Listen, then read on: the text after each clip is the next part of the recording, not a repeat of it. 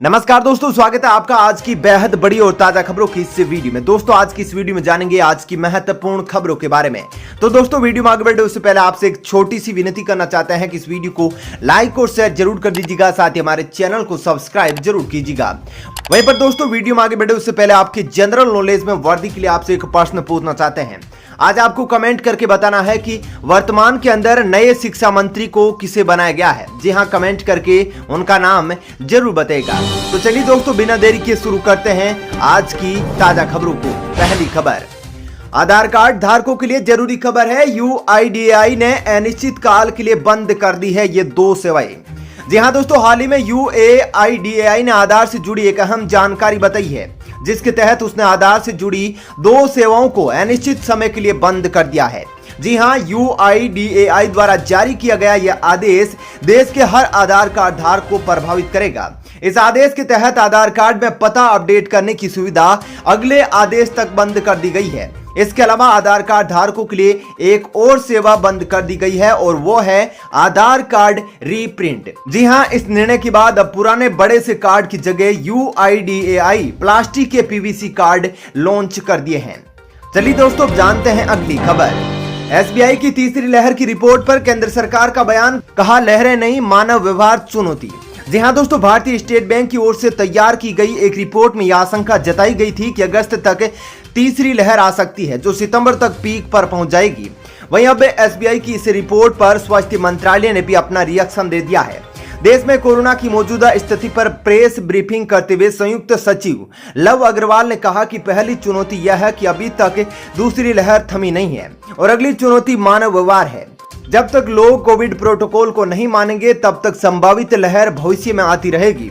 उन्होंने कहा कि हम अपने व्यवहार के जरिए इसके प्रभाव को कम कर सकते हैं। सोशल डिस्टेंसिंग और मास्क जैसे कोविड नियमों की पालना नहीं हो रही है, जो कि एक चुनौती है। दोस्तों क्या आप भी मास्क लगाते हैं बाहर जाते वक्त या नहीं लगवाते हैं? कमेंट करके जरूर बताइएगा। चलिए दोस्तों जानते हैं अगली खबर। कोरोना के कम होते केसों के बीच 8 राज्य बढ़ा रहे टेंशन, केंद्र सरकार ने जारी की एडवाइजरी। जी हां दोस्तों, एक और जहां कोरोना की दूसरी लहर रफ्तार धीमी पड़ती दिखाई दे रही है, वहीं कुछ राज्यों में कोरोना के बढ़ते मामले सरकार की चिंता बढ़ा रहे हैं। देश के 8 राज्यों में कोरोना के बढ़ते मामलों को देखते हुए केंद्रीय स्वास्थ्य मंत्रालय की ओर से इन सभी राज्यों को पत्र लिखकर कोविड नियंत्रण उपायों को मजबूत करने के लिए कहा गया है। इन राज्यों में जांच और टीकाकरण में तेजी लाने, स्वास्थ्य संबंधी बुनियादी ढांचे की योजना बनाने और कोरोना के बढ़ते मामलों को रोकने के लिए कोरोना गाइडलाइन का पालन करने संबंधी निर्देश दिए गए हैं। कोरोना के बढ़ते मामलों को देखते हुए स्वास्थ्य मंत्रालय की ओर से अरुणाचल प्रदेश, असम, मणिपुर, केरल, मेघालय, ओडिशा, त्रिपुरा और सिक्किम की राज्य सरकारों को पत्र लिखकर कई जरूरी कदम उठाने के लिए कहा गया है। चलिए दोस्तों जानते हैं अगली खबर। मोदी कैबिनेट के अंदर मंत्रालय का हुआ बंटवारा, जानिए किसे मिली कौन सी जिम्मेदारी। जी हां दोस्तों, मोदी कैबिनेट में नए मंत्रियों को शपथ दिलाई जाने के बाद मंत्रालय का बंटवारा शुरू हो गया है। प्रधानमंत्री नरेंद्र मोदी विज्ञान और प्रौद्योगिकी मंत्रालय की भी निगरानी करेंगे। वहीं पर केंद्रीय गृह मंत्रालय के अलावा अमित शाह सहकारिता मंत्रालय की भी निगरानी करेंगे। इसके अलावा पीयूष गोयल के पास कपड़ा मंत्रालय और उपभोक्ता कल्याण मंत्रालय के अलावा वाणिज्य मंत्रालय रहेगा। इसके अलावा स्मृति ईरानी महिला एवं बाल विकास मंत्री होगी, साथ ही स्वच्छ भारत मिशन की भी देखभाल करेगी। नए मंत्रियों में अश्विनी वैष्णव को रेल मंत्री के साथ साथ आईटी और संचार मंत्री बनाया गया है, जबकि हरदीप सिंह पुरी को शहरी विकास आवास मंत्रालय के साथ साथ पेट्रोलियम मंत्रालय सौंपा गया है।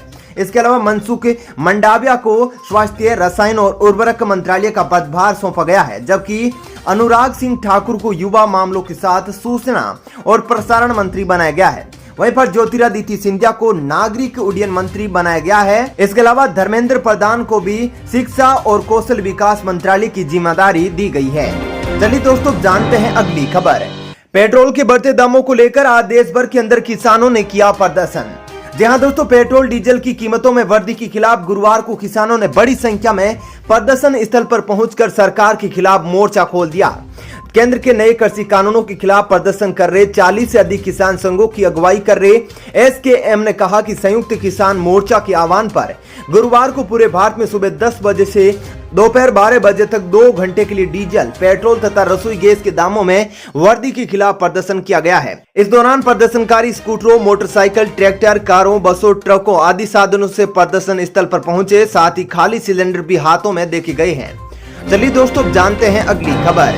आतंकवाद का खतरा गंभीर, सभी देशों को एकजुट होकर लड़ने की जरूरत, संयुक्त राष्ट्र में बोला भारत। जी हां दोस्तों, दुनिया भर के कई देशों में आतंकवाद की समस्या से परेशान है। भारत एक बार फिर आतंकवाद के मुद्दे को संयुक्त राष्ट्र महासभा में उठाया है।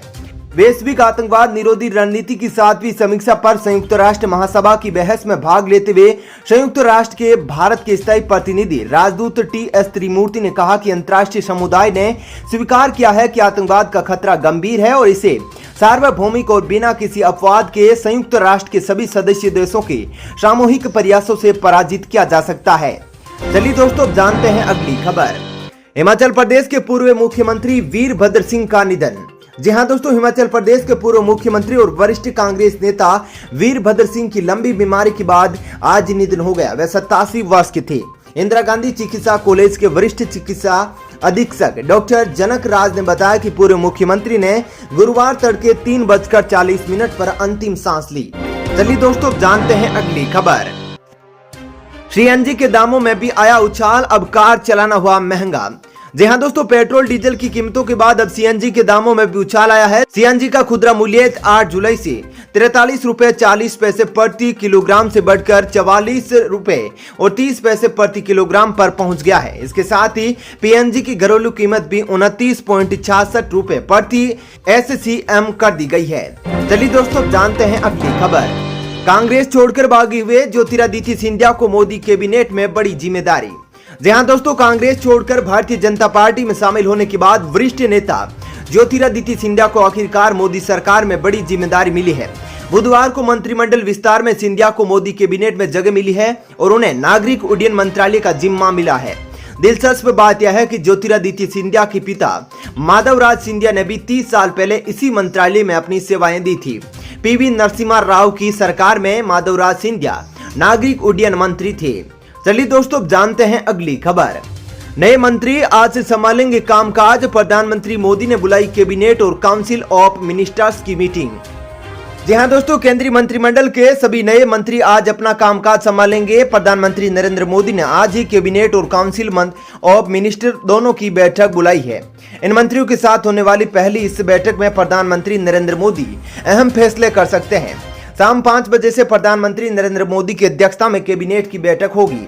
इसके बाद शाम 7 बजे से मंत्री परिषद की बैठक होगी, जिसमें कैबिनेट, स्वतंत्र प्रभार और राज्य मंत्री हिस्सा लेंगे। काउंसिल ऑफ मिनिस्टर्स की बैठक में प्रधानमंत्री नरेंद्र मोदी सरकार का विजन शेयर करेंगे। चलिए दोस्तों जानते हैं अगली खबर। राजस्थान में प्राइवेट स्कूलों ने दी सरकार को चेतावनी, इस दिन से करेंगे स्कूल का संचालन। जी हां दोस्तों, कोरोना काल में देश भर में स्कूल पिछले लगभग 1.25 साल से बंद है, मगर अब राजस्थान में प्राइवेट स्कूल अपने स्तर पर स्कूलों के संचालन की तैयारी कर रहे हैं। प्राइवेट स्कूल संचालकों के संगठन ने राजस्थान सरकार को चेतावनी दी है। शिक्षा परिवार के प्रदेश अध्यक्ष अनिल शर्मा ने इस संबंध में मुख्यमंत्री अशोक गहलोत और शिक्षा मंत्री के नाम पत्र लिखा है। पत्र में उन्होंने चेतावनी देते हुए कहा कि सरकार यदि स्कूलों को खोलने का फैसला नहीं लेती है तो 16 जुलाई से प्रदेश में निजी स्कूल कक्षाएं शुरू करेंगी। चलिए दोस्तों जानते हैं अगली खबर। गिलोय को लीवर के लिए नुकसानदेह बताने वाली रिपोर्ट पर आयुष मंत्रालय का बयान आपको सुनना है जरूरी। जी हां दोस्तों, आयुष मंत्रालय ने बुधवार को गिलोय को लीवर के लिए नुकसानदेह बताने वाली स्टडी रिपोर्ट को भ्रामक बताया है। मंत्रालय ने इस रिपोर्ट को भारत के पारंपरिक चिकित्सा पद्धति के लिए विनाशकारी बताया है। उसमें कहा कि आयुर्वेद में जड़ी बूटियों का लंबे समय से इस्तेमाल किया जा रहा है। इसी रिपोर्ट में की गई दूसरी स्टडी पर तवज्जो नहीं दी गई है, जो जड़ी बूटी की प्रभाविता के बारे में बताते हैं। बता दें कि क्लिनिकल एंड एक्सपेरिमेंटल हेपाटोलॉजी पत्रिका में एक स्टडी रिपोर्ट प्रकाशित की गई है। इसके आधार पर मीडिया की खबरें सामने आ रही है। चलिए दोस्तों जानते हैं अगली खबर। रियलमी की घोषणा, 15,000 से ऊपर के हर फोन में मिलेगी यह सुविधा, रॉकेट की स्पीड से चलेगा इंटरनेट। जी हां दोस्तों, किफायती 5G स्मार्टफोन चाहने वालों के लिए एक बहुत ही बड़ी खुशखबरी। दरअसल रियलमी के सीईओ माधव सेठ ने घोषणा की है कि 15,000 रुपए के अधिक प्राइस के मोबाइल पर स्मार्टफोन 5G कनेक्टिविटी सपोर्ट के साथ आएंगे। टेलीकॉम और सरकार की ओर से कोई निश्चित समय रेखा नहीं है, लेकिन भारत को 5G कनेक्टिविटी कब मिलेगी यह कहते हुए 5G सपोर्ट वाले हैंडसेट खरीदारों को फ्यूचर प्रूफ बनाने की मदद करेगा। साथ ही रियलमी की यह घोषणा ग्राहकों के लिए बहुत ही बड़ी खुशखबरी भी है। चलिए दोस्तों, फिलहाल इस वीडियो में इतना ही। ऐसी ही खबरें देखते रहने के लिए आप हमारे चैनल को सब्सक्राइब कर लीजिएगा, साथ ही इस वीडियो को लाइक और शेयर जरूर कीजिएगा। धन्यवाद।